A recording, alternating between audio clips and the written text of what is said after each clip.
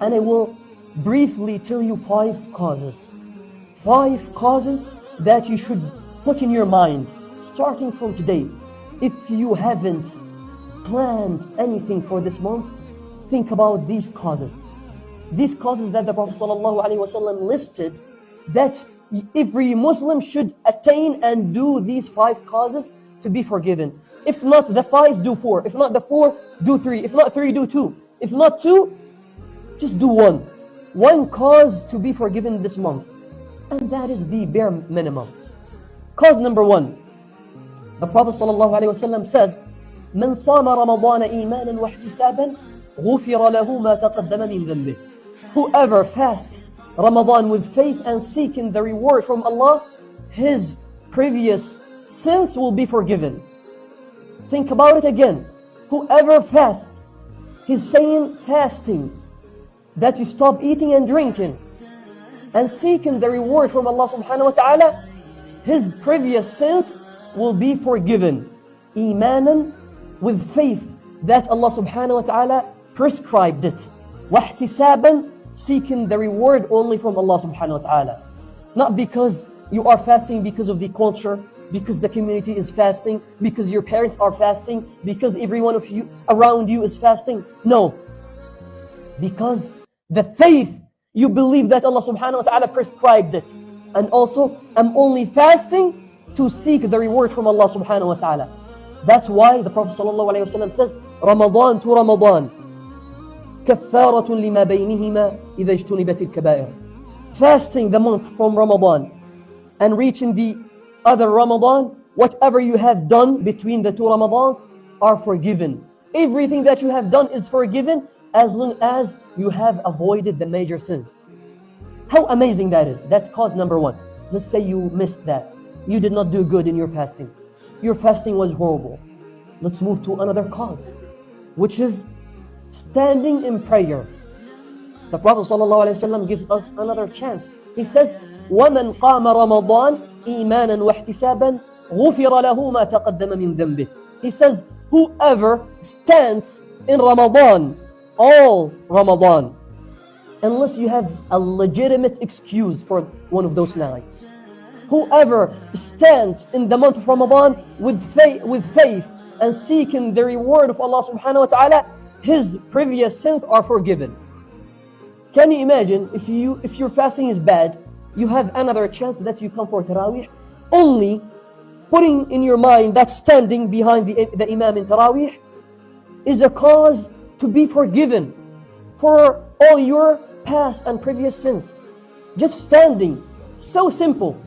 Just come and in your intention, I will just be standing so Allah subhanahu wa ta'ala can forgive me. Subhanallah. If you are able to come for Taraweeh, come for Taraweeh. Because the Prophet sallallahu alaihi wasallam says, whoever stands the month of Ramadan, unless you have a legitimate excuse that you cannot attend some of the nights. So if you are able to come, come. Let's say you did bad in fasting and also in standing. So we will do cause number 3. The Prophet ﷺ says, وَمَنْ قَامَ لَيْلَةَ الْقَدْرِ إِيمَانًا وَاحْتِسَابًا غُفِرَ لَهُ مَا تَقَدَّمَ مِنْ ذَنْبِهِ. How amazing that is. I did bad in my fasting. I didn't do well in my standing.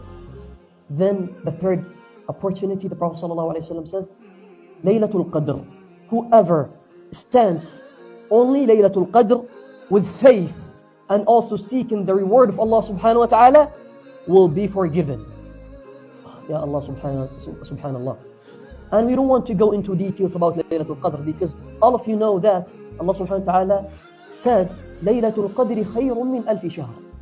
Laylatul Qadr itself way greater and better than 1,000 months. Who's going to be living for 1,000 months? More than 83 years. Look around you, how many people are past 80 years? Just one night, you could do better than that person who's 80 years old. 83 to 85 years of good deeds, just standing in the night of Laylatul Qadr.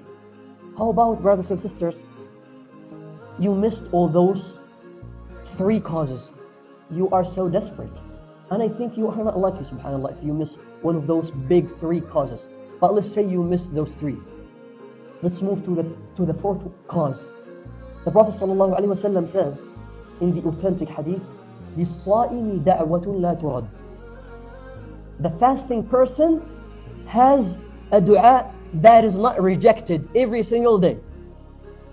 A fasting person has a dua that's not rejected by Allah subhanahu wa ta'ala. And think about it, how many days are you fasting? 29, 30 days? Every single day you have a da'wah that should be accepted. A da'wah that will not be rejected by Allah subhanahu wa ta'ala if you take the advantage and the opportunity to make that da'wah. Subhanallah, you have been doing da'wah and making dua for jobs, for wealth, for marriage, for so many things. At least dedicate some of your days during this month of Ramadan. If your fasting is bad, if your standing is bad, if you're going to miss Laylatul Qadr and you will not be forgiven, dedicate some of these days of fasting for some of those da'wats that are not going to be rejected, that you ask Allah subhanahu wa ta'ala to be forgiven. That is cause number 4. If you miss those 29 or 30 acceptable da'was, subhanallah, we don't know what to say. And then lastly, let's say you missed all those 4 causes. And we feel bad for you if you miss the 4. Let's move to the 5th one. The Prophet sallallahu alaihi wasallam, he says, وَلِلَّهِ عُتَقَاءٌ مِنَ النَّارِ فِي كُلِّ لَيْلَةٍ. The Prophet sallallahu alaihi wasallam says, Allah subhanahu wa ta'ala has utaqa. He frees from the hellfire a group of people every single night. Every single night, Allah subhanahu wa ta'ala frees some of His servants. And at least you make dua to be forgiven at least in one of those nights. Brothers and sisters, if you cannot take advantage of one of these causes, then when are you going to be forgiven? Subhanallah. The Prophet ﷺ mentioned that the shayateen, devils, are chained in Ramadan.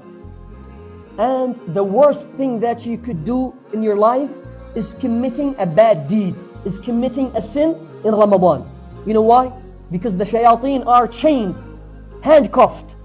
So you cannot blame that the shaitan came to you. Oh, the shaitan basically seduced me, the shaitan seduced me and he tricked me and he whispered. You cannot blame the shaitan. Maybe you can use that excuse outside of Ramadan. But in Ramadan, shayateen, devils, are chained and handcuffed. So committing a bad deed, delaying the prayer, not coming for Taraweeh, for Qiyam if you are able to, you cannot say shaitan made me lazy. Shaitan is inside you. The self is the shaitan in Ramadan. Because shaitan is handcuffed. Whatever bad deed, whatever laziness, whatever procrastination that you feel, that's not from the shaitan. Just you have to hold yourself accountable and think about yourself. You're not doing something good. You have to think about yourself and ponder and reflect and hold yourself accountable and fix and rectify. Dear brothers and sisters, I will end with this beautiful story of Talha ibn Ubaydillah. And I want you all to pay attention to this story. He says, 2 men of the Sahaba, 2 men accepted the Islam at the same time. And then one of those 2 people passed away. He was martyred, shaheed. He died in a battle in the path of Allah subhanahu wa ta'ala. And the other one passed away in his bed 1 year later.